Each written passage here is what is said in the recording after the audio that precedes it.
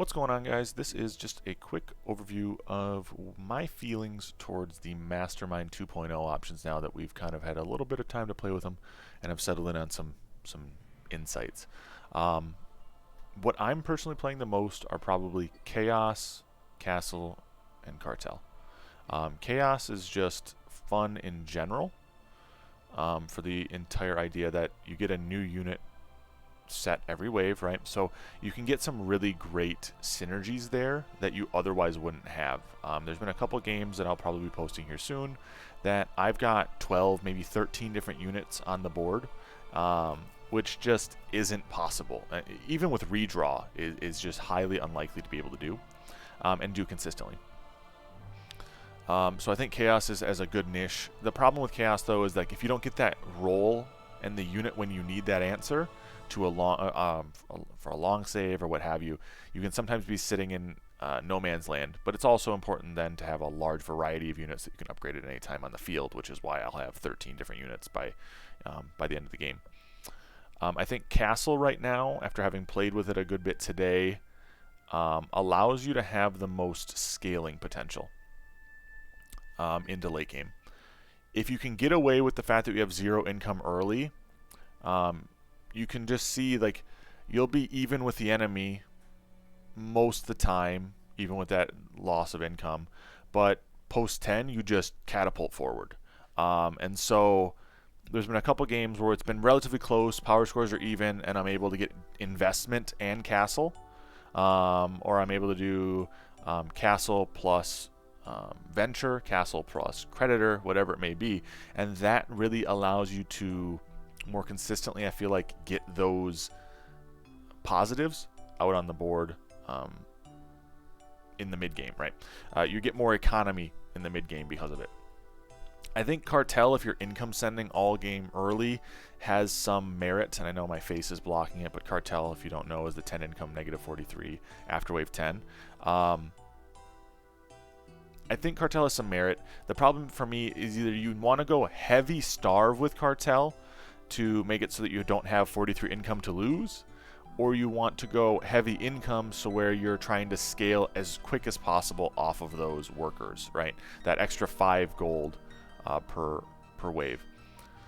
In most situations, I think you're best off doing something along the lines of, Chaos if you want to try to scale more. But Cartel does have a place. I think it's still good, and I think it's still utilized. It just requires you to be able to push heavily to make it work. I think YOLO with the +7 is still compelling. I haven't used it much this season after Mastermind 2.0 because I've mostly been playing with the new items in roles. But I think YOLO is still compelling. Redraw, as always, is still great if you aren't comfortable with a lot of rolls, but are not in the point where you can deal with chaos being completely random. I think Greed now is not bad necessarily, but I think Greed is one of those situations where other options, I think, do what Greed does better.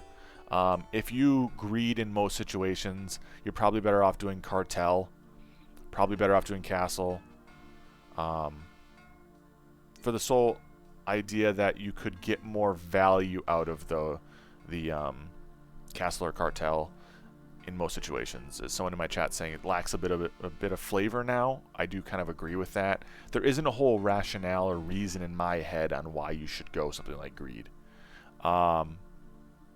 But I think it's still a good option if you're not comfortable necessarily trying to change your playstyle up. Lock-in, I think, is still probably the best thing for new players. Lock-in, I think, still gives you the good options, as we talked about in a lot of my lock-in videos. It gives you a good option to find a unit combo you like, to find a good tank, to be consistent in some of those setups.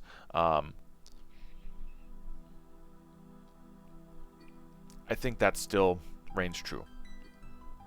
I think Fiesta and Cash Out for new players especially are going to be kind of trap cards, right? Fiesta is great, I think, if you are able to pro leak every wave.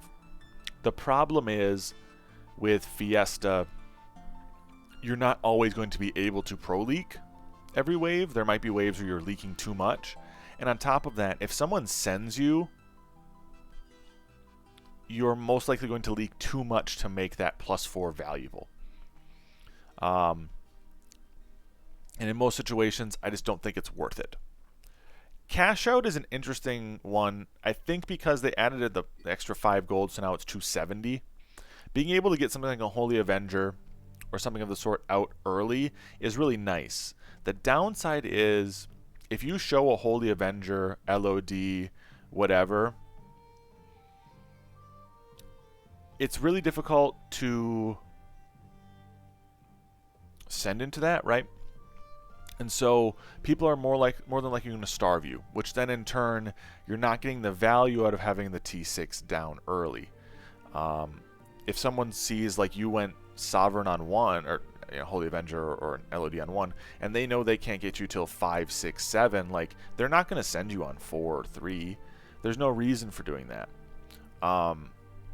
They're just going to try to bop you when they know they can get the kill, right? And that's why I think cash out is compelling but not worth it in most situations. The flip side of cash out to me is there's certain builds that are always just a little bit off early game in terms of getting 6 worker or 5 worker quickly.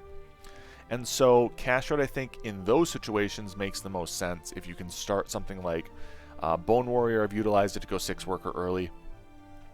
I'm trying to think here. You could utilize it to go 6 worker 5 worker more consistently with Windhawk, etc. You are allowed a little bit more leeway, and especially if you're income sending early anyway with a high worker start. Like Flower could be 6 worker pretty consistently after 2, 7 worker even pretty consistently after 2. If you have a Flower and a single mask, I think you can pretty easily go high worker push. But that's kind of where I feel cash out sits. There's a reason hybrid got taken out. I think hybrid's just broken because it allows you to gain too much gold out of units that you normally wouldn't get.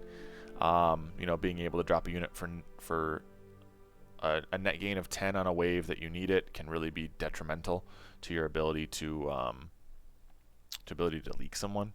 I'm glad they took hybrid out. I can see the argument some people are having in my chat more frequently about chaos being a little bit similar to hybrid, where it's kind of just hard to play against because the person might just have an answer on every wave. The flip side of it, though, is they might never get their answer, so it's kind of difficult. A question from chat: does cash out give you a disadvantage in the long game? Hard to judge. I think cash out is very role dependent on if you can get to late game or not with it. I think if you want to go long con, Castle is by far, I think, the best for long games, like going 18 plus or even 15 plus, because you're going to start seeing that gold advantage mounting. Cash out can be nice if you can get that early worker and get that extra 6 income from a snail out early. If you're not able to get that snail out early, I think it's going to be very difficult for you.